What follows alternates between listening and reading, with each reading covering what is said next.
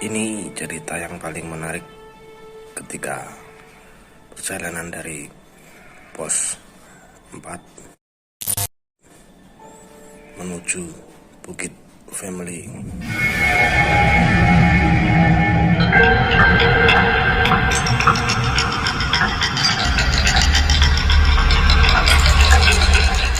Saya berjalan sendiri, sunyi, sepi, nggak ada suara-suara angin dan binatang malam yang ada di gunung itu. Bang Estu, ini pun Bang Estu. Di depan ada sebuah sosok bayangan hitam, bikin mau beri pesan kepada teman-teman pendaki bila mengalami hal-hal seperti saya, betapa dijaga kesadarannya, karena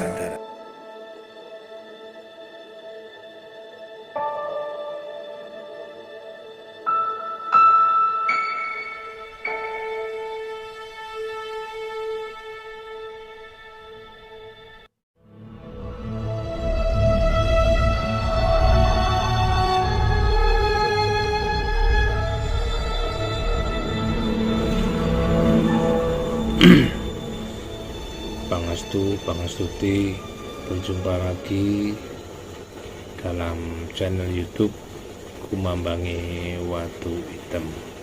Pada kesempatan kali ini kita akan bercerita tentang perjalanan dalam pendakian kita ke Gunung Lawu pada waktu itu via Singolangu.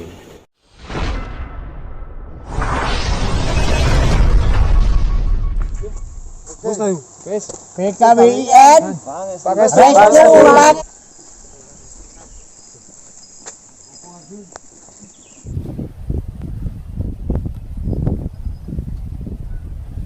Yang mana pada waktu itu kita mengalami banyak rintangan, hambatan, kejadian macam-macam, baik itu yang masuk akal bahkan tidak masuk akal menurut kami. iya iki lho, efek gedang keluduk iku tadayan ini.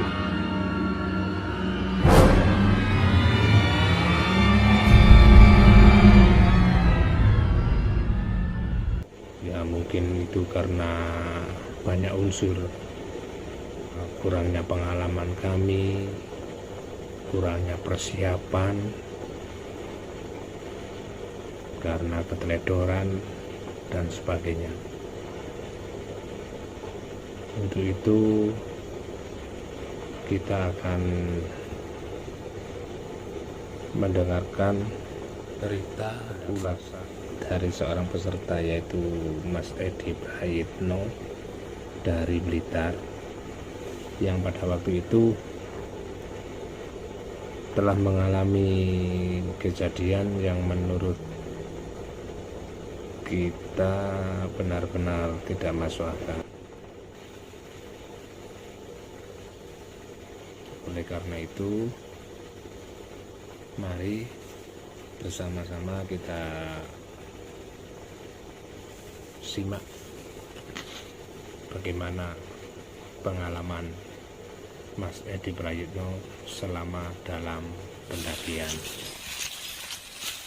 Semangat. Lempo.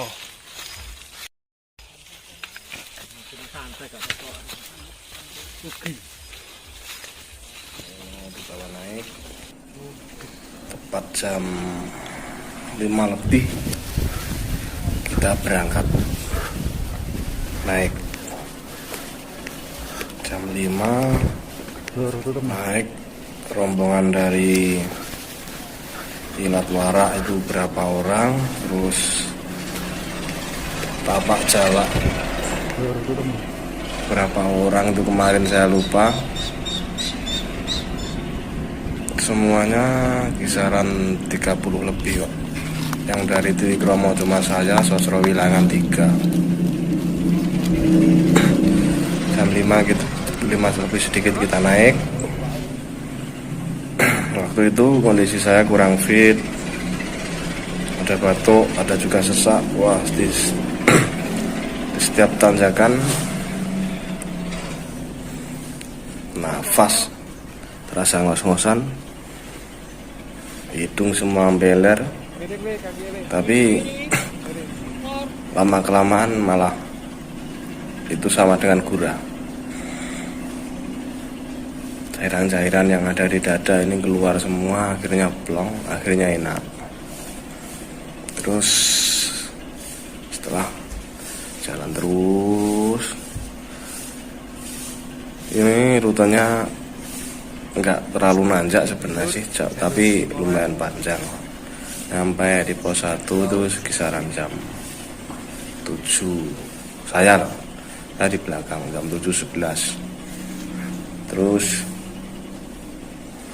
di situ istirahat sebentar, paling ngopi, rokok, lanjutin lagi. Ini posnya dari pos 1 ke pos 2 ini lumayan panjang juga. Vegetasinya itu hutan. Dari pos 1 ke pos 2 ini vegetasinya hutan purba. Masih banyak pohon-pohon besar. Terus jamur-jamur yang sudah langka-langka itu masih ada di sana. Suasana masih adem. Pos 1 nyampe pos 2. Jalurnya nggak terlalu naik sih, cuman melanjang.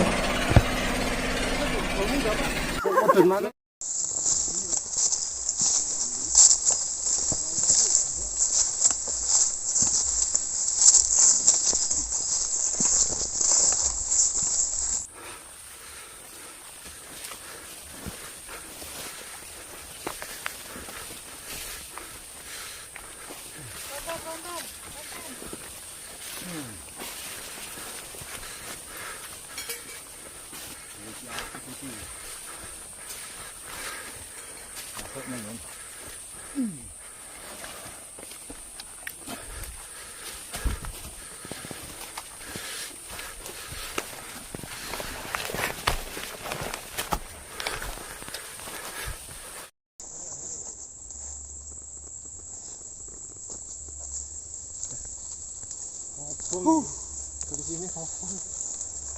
Kurang deh. Oke.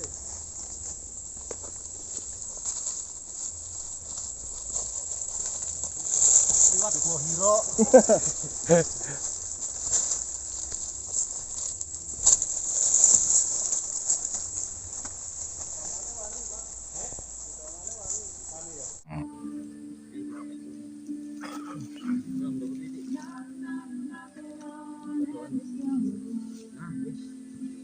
Bapak.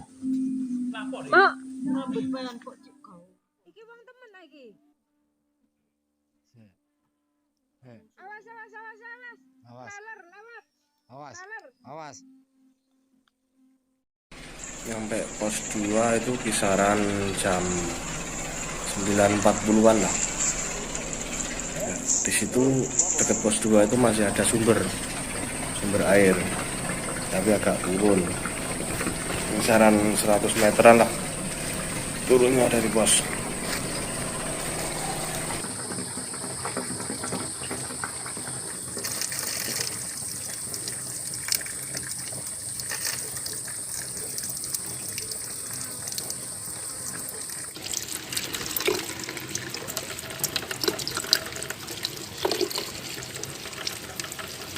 Di pos 2 itu kita istirahat bentar, paling setengah jam kalau nggak salah.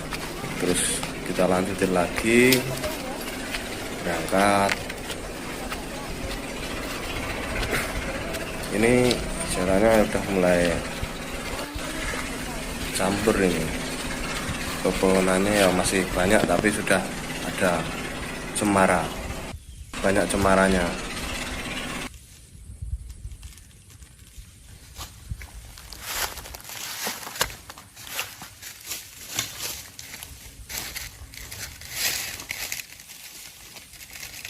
Awas copot.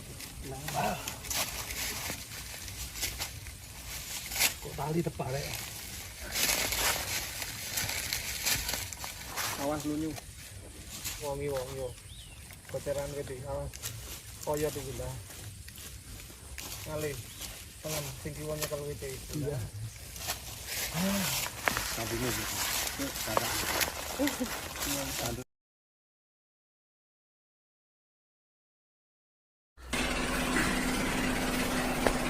Kita naik terus dari pos 2 itu jalan. Ada yang keberatan bawa bekal, ada yang apalah, ada yang jatuh. Itu Kang Doso itu juga jatuh di pos Cemoro Lawang, Lur. 2 kalau nggak salah.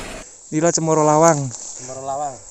Konon ini tempat berkumpulnya pasukan Prabu Brawijaya. Tempat berkumpulnya di sini.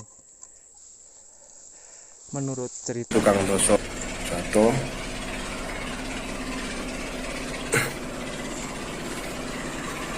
Pak D. Terus kemudian jatuh lagi itu di Penggi Coyo sebelum pos 3 kalau nggak salah. Setelah pos 3 Penggi Coyo.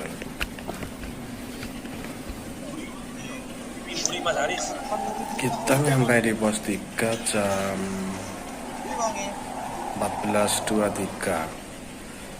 Jam segitu itu di sana udah matahari udah nggak nembus, masih udah gelap. Tapi bukan gelapnya malam, gelapnya kabut dan pertumbuhan di sana.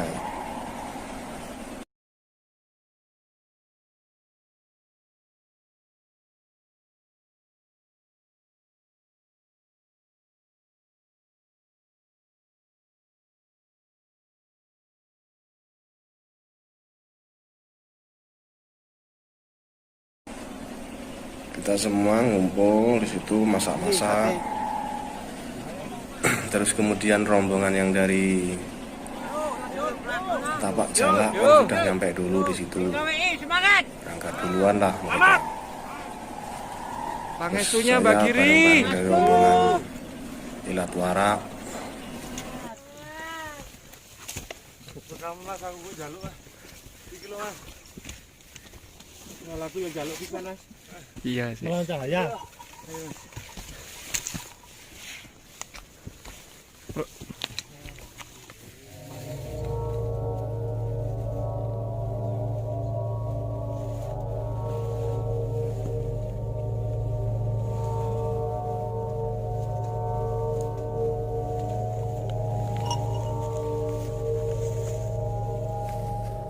Bareng dari rombongan Ilat Wara. Masih bikin mie, terus kemudian nyusul berangkat lagi. Berangkat ini yang biasanya kondisi saya tadi kan udah nggak fit, tapi setelah di sini di pos 3 ini, wah, saya meninggalkan sesuatu di sana. Ya, setelah berangkat, terus medannya ini panjang sekali. Medannya agak naik, tapi ya vegetasinya sudah banyak cemarannya sama ilalang itu.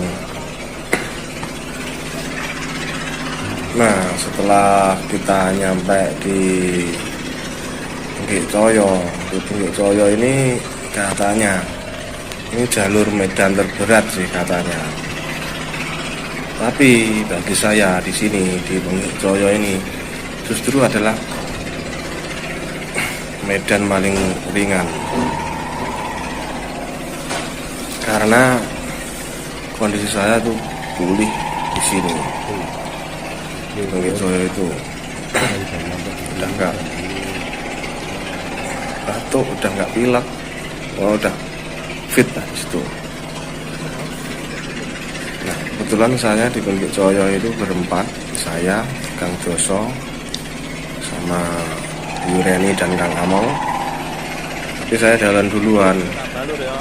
Gelap, ketanjakannya kan tinggi-tinggi, tapi saya sekali naik cepet lah banding yang lain. Di situ kondisinya fit. Kang Doso teriak-teriak, tunggu. Saya berhenti, nyalain rokok. Kang Doso sampai, ya sudah dekat, dia jatuh. Nah, setelah jatuh, artinya seleo. Nah, di belakang Kang Doso masih ada Yureni dan Kang Among. Kemudian kita minta bantuan dari Kang Haris yang udah ada di pos 4. Di pos 4 itu jaraknya ya kisaran mungkin 200-an meter lah, tapi kan turun. Akhirnya saya naik ke pos 4, Kang Haris turun.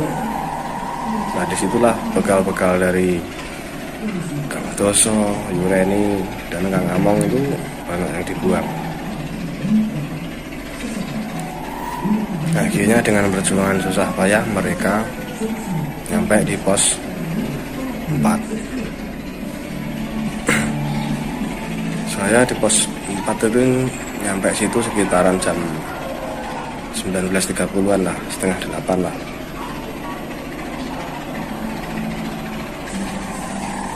Tapi di situ rombongan dari Wilat yang dari Tapak Jalak masih ada, terus kemudian memutuskan untuk naik untuk melakukan ritual di Puncak Lawu. Nah, saya masih nunggu teman-teman dari Wilat Warak. Itu setelah sampai pos 4 kisaran mungkin jam 8 lebih atau jam berapa, terus kemudian jam setengah 9 saya pamitan sama teman-teman yang ada di pos 4. Saya mau menyusul rombongan yang pertama yang mau ke puncak sendirian itu.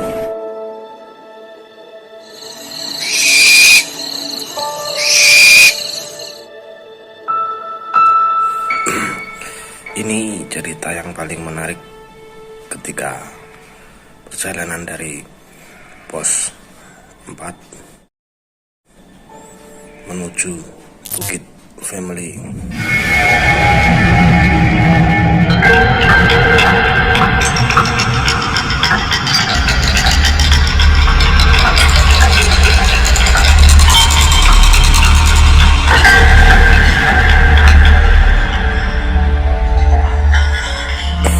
Malam itu saya berjalan sendiri, sunyi, sepi, nggak ada suara-suara angin dan binatang malam yang ada di gunung itu. Dan gelap sekali malam itu. Gelap sendirian. Bang Estu, nyuwun Bang Estu. Ada rasa sedikit takut, khawatir, tapi demi menyusul teman-teman yang udah duluan, akhirnya saya nekat berjalan menyusuri jalan setapak. Ada suara-suara seperti binatang, seperti apa, suara-suara yang belum pernah didengar.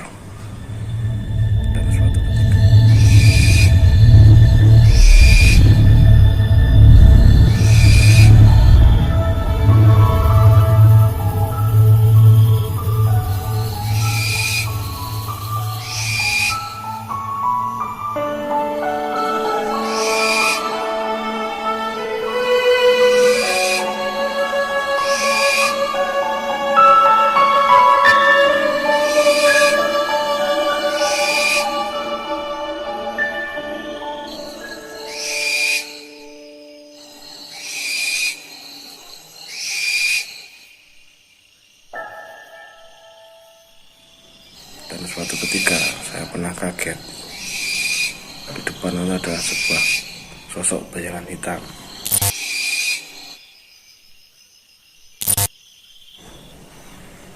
Ketika di senter gak ada.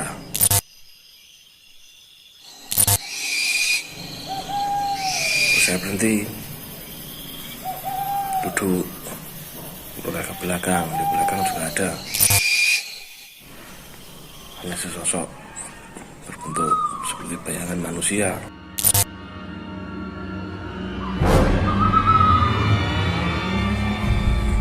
Tapi enggak, ketika di senter enggak berwujud, tembus. Dan kemudian setelah itu saya duduk santai, ada bisikan, tapi ini enggak kedengaran di telinga, masuk ke dalam pikiran.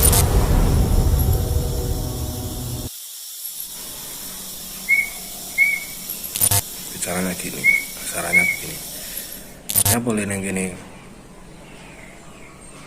numpang lewat bah, arep nanti, arep nang puncak Lawu, aja sembrono neng gini iki, sing mangken mek.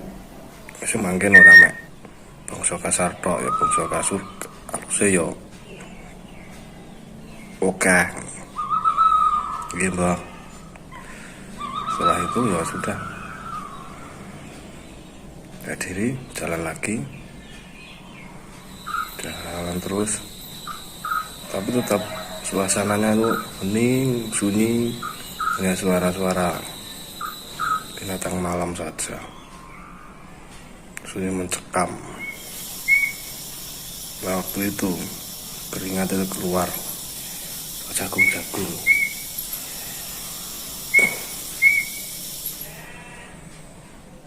Ya barulah terus jalan terus sampai keluar keringat dingin melihat cahaya senter. Kemudian saya dekati, ternyata itu teman-teman sudah berhenti di Bukit Family sekitar jam 10 malam.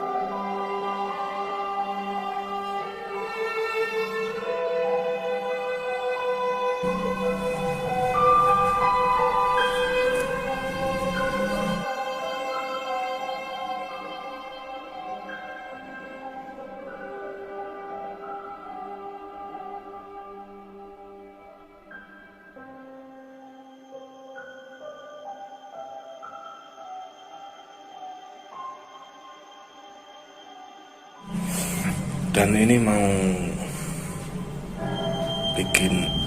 beri pesan kepada teman-teman pendaki, bila mengalami hal-hal seperti saya, terutama solo hiking, tetaplah